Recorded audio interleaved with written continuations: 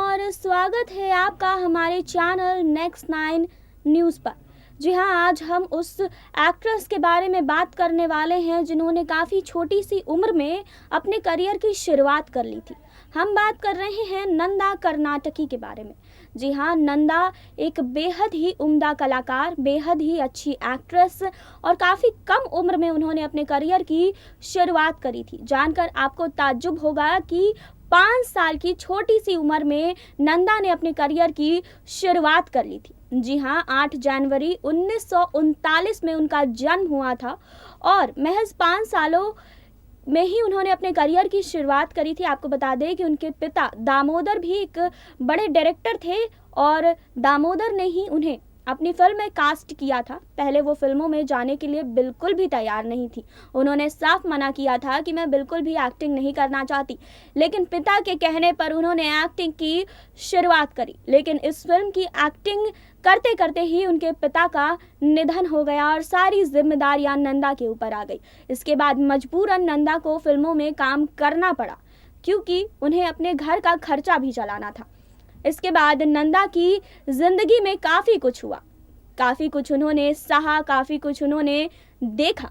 एक इंसान से उन्हें प्यार भी हुआ, लेकिन आखिर तक वो उनसे शादी नहीं कर पाई और ज़िंदगी भर कुंवारी रह गई। जी हाँ, कौन था वो शख्स और नंदा की ज़िंदगी आखिर कैसी रही, कितनी दर्दनाक रही है, इन सब चीज़ों का हम खुलासा करेंगे, लेकिन यहाँ नहीं, आगे इस रिपोर्ट में। आज हम रुपहले पर्दे की एक ऐसी अदाकारा के बारे में बात करने जा रहे हैं जो परिवार की जिम्मेदारी उठाने के चलते अपना घर ही बसाना भूल गई। ये मशहूर अभिनेत्री थी नंदा। जी हाँ, नंदा का जन्म 8 जनवरी 1939 को हुआ था। 75 साल की उम्र में ही 25 मार्च 2014 को नंदा का निधन हो गया था। नंदा अपने दौर की बेहद खूबसूरत और बेहतरीन हीरोइन थी। जब बॉलीवुड में नंदा ने काम करना शुरू किया था तो उनकी छवि छोटी बहन की बन गई थी, क्योंकि 5 साल की उम्र में ही उन्होंने काम करना शुरू किया था। जी हाँ, उस दौरान वो लीड एक्टर की छोटी बहन का किरदार निभाया करती थी, लेकिन बाद में उन्होंने इसे बदल दिया था। जी हाँ, नंदा की फिल्म जब जब फूल खिले, गुमनाम और प्रेम रोग जैसी फिल्में हिट हो गई तो नंदा ने आगे कई फिल्मों में काम किया। नंदा की फिल्मों में उनकी एंट्री की कहानी बड़ी ही दिलचस्प है। आपको बता दें कि साल 1984 को वो 5 साल की थी।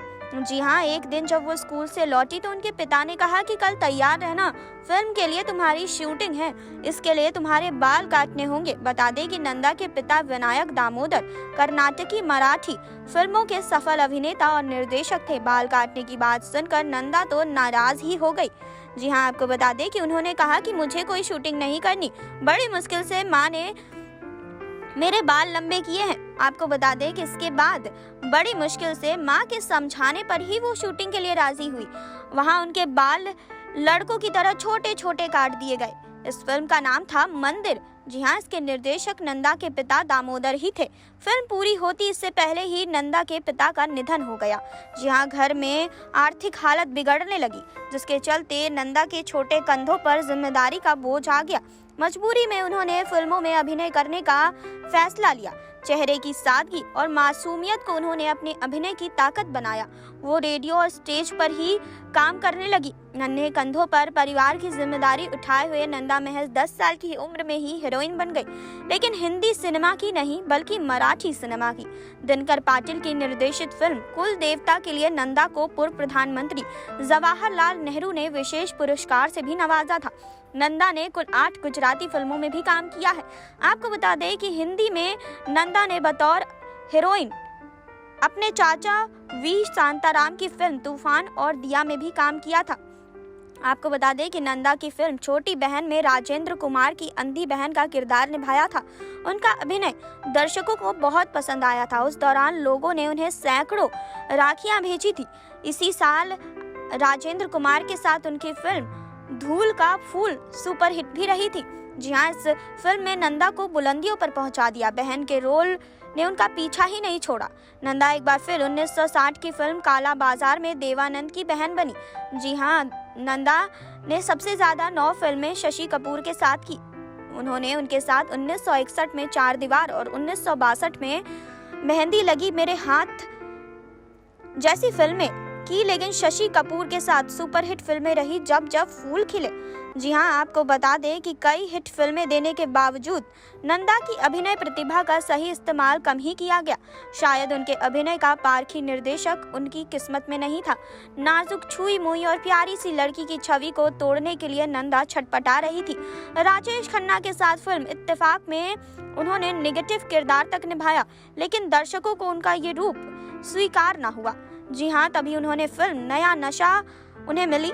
जी हाँ, आपको बता दें कि इसमें नंदा ने ड्रग एडिक्ट की भूमिका निभाई, लेकिन फिल्म फ्लॉप हो गई। नंदा को समझ आ गया कि उनके सहज और स्वाभाविक अभिनय को ग्लैमर का रंग देने की कोशिश में वो अपनी पहचान ही खत्म कर रही हैं।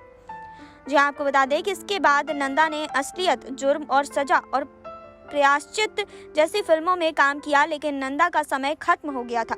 इसका एहसास उन्हें भी था कि इसीलिए उन्होंने बेहद शालीनता से खुद को पहले पर्दे की चकाचौंध से अलग कर लिया।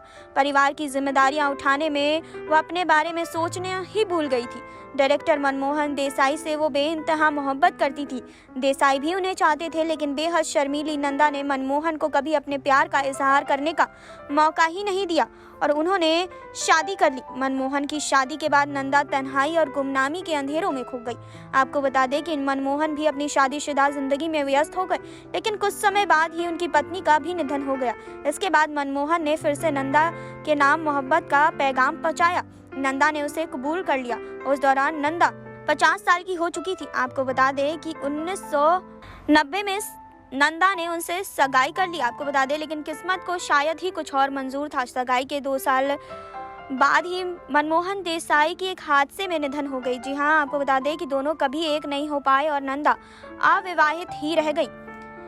जी हाँ, आपको बता दें कि नंदा की आखिरी फिल्म प्रेम रोग, जी हाँ, इसमें उन्होंने पद्मिनी कोल्हापुरी की मां का किरदार निभाया था।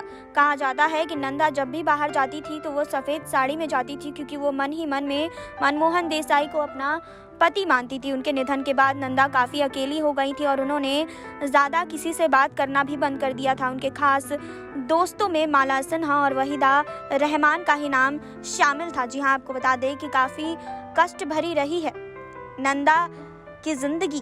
जी हाँ, एक इंसान को उन्होंने चाहा और उनसे भी उनकी शादी कभी नहीं हो पाई। वो हमेशा के लिए अकेली ही रह गई और 2014 25 मार्च उनका निधन हो गया। आपने देखी अभी ये रिपोर्ट। जी हाँ, आपने जाना नंदा कर्नाटकी के जिंदगी के बारे में कि कैसे उन्होंने अपनी जिंदगी में कितना कुछ सहा है। जी हाँ, एक इंसान से उन्होंने प्यार किया, लेकिन उनसे शादी नहीं कर पाई और जिंदगी भर वो अकेली रह गई। आपको बता दें कि 25 मार्च 2014 को नंदा का निधन हो गया था। इसके बाद फैंस का दिल टूट गया, क्योंकि उन्हें पर्दे पर देखना हर किसी का सपना था। जी हाँ, हर कोई उन्हें पर्दे पर देखना चाहता था। आपको बता दें कि उनकी आखिरी फिल्म प्रेम रोग रही थी, जिसमें वो पद्मिनी कोल्हापुरी की मां बनी थी। इसके बाद उन्होंने कोई भी फिल्म नहीं की थी। इसके बाद सीधा 25 मार्च 2014 में उनका निधन हो गया था। जी हाँ, तो क्या कुछ कहना है आपको इसके बारे में हमें कमेंट बॉक्स में कमेंट कर ज़रूर बताइएगा। जुड़े रहिए हमारे साथ, लाइक करें, सब्सक्राइब करें और बेल आइकन दबाना बिल्कुल ना भूलें।